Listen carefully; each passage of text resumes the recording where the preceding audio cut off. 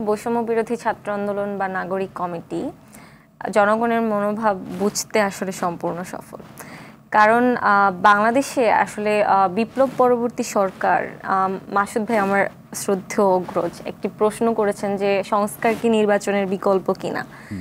তো বিপ্লব পরবর্তী সরকারের ক্ষেত্রে সংস্কার অবশ্যই নির্বাচনের বিকল্প নয়, বাট নির্বাচন কিন্তু সংস্কারের সম্পূরক বর্তমানে।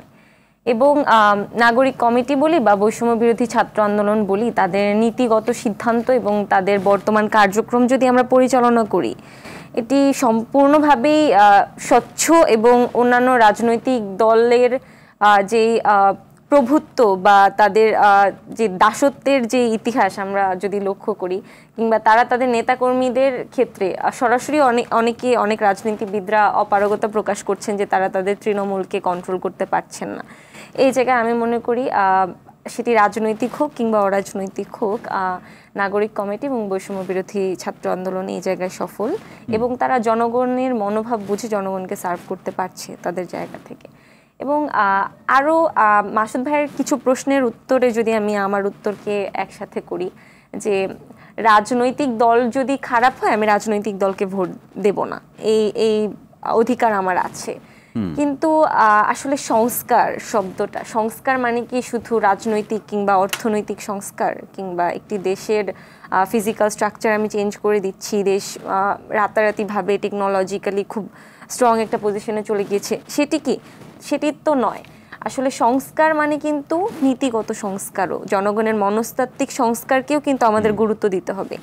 একজন নাগরিক সে তার রাজনৈতিক অধিকার বুঝতে পারছে কিনা, সমাজে তার অর্থনৈতিক অধিকার সে বুঝতে পারছে কিনা, এটিও কিন্তু সংস্কারের একটি বড় অংশ। এবং বর্তমানে আমরা যদি বাংলাদেশের জনগণের দিকে তাকাই, তারা কিন্তু আমরা দেখছি যে একটা ম্যাস ক্রিটিসিজম হচ্ছে, অন্তর্বর্তীকালীন সরকার যা কিছু করছে সেখানে তাদের ভুল ত্রুটি জনগণই তুলে আনছে।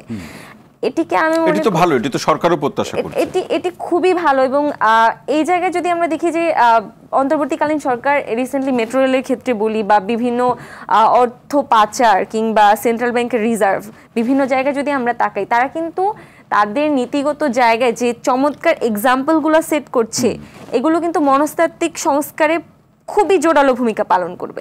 জনগণ বুঝতে পারছে যে আসলে সংস্কার মানে শুধু রাজনৈতিক, অর্থনৈতিক কিংবা আমার বলা কথাই এই সংস্কার না। সংস্কার মানে আমি বুঝতে পারছি, আমি অনুভব করতে পারছি যে আমার সংস্কারটা ভেতর থেকে আসছে এবং আমি এই সংস্কার নিয়ে যতক্ষণ না পর্যন্ত সন্তুষ্ট হব আমি ততক্ষণ পর্যন্ত ক্রিটিসাইজ করতে পারছি।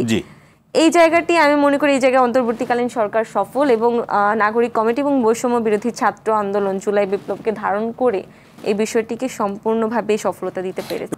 এই প্রশ্ন আসা তো অস্বাভাবিক নয়। একটি সংগঠন কিংবা একসাথে হয়ে যদি 5 জন মানুষও কাজ করে, সেখানে ঐক্যের প্রশ্ন তো স্বাভাবিকভাবেই চলে আসে। সে জায়গায় আমি আসলে এই জায়গায় উত্তর দিতে চাই যে অবশ্যই না, আমাদের মধ্যে দ্বিমত হয়, যেটি অন্যান্য রাজনৈতিক কিংবা অরাজনৈতিক সকল সংগঠনই হয় এবং এটি আসলে একটি হেলদি প্র্যাকটিস আমি মনে করি। এবং আমাদের স্বাভাবিকভাবে বিভিন্ন মিটিং হয়, আমরা নীতিগত সিদ্ধান্তে দ্বিমত পোষণ করি এবং সবাই আমরা এক দেয়ালের ভেতরে সেটি সমাধান করে আবার বের হই। সো এই জায়গায় আমাদের সফলতা আছে এবং আমি মনে করি না আমাদের ঐক্যের কোনো ধরনের ঘাটতি আছে। বরং বৈষম্য বিরোধী ছাত্র আন্দোলনের বর্তমান কার্যক্রম যদি আমরা লক্ষ্য করি, যে আমরা আসলে বিভিন্ন সেক্টরে বিভিন্নভাবে কন্ট্রিবিউট করছি, এই জায়গায় ঐক্যের প্রশ্ন তো আসেই না, বরং আমাদের আসলে আমরা একে অন্যকে কমপ্লিমেন্ট করছি। আমার মনে হয় এই প্রশ্নটা আরো যুক্তিসঙ্গত। প্রতিযোগিতামূলক যে রাজনীতি আছে সেটির সুস্থ চর্চারও প্রয়োজন।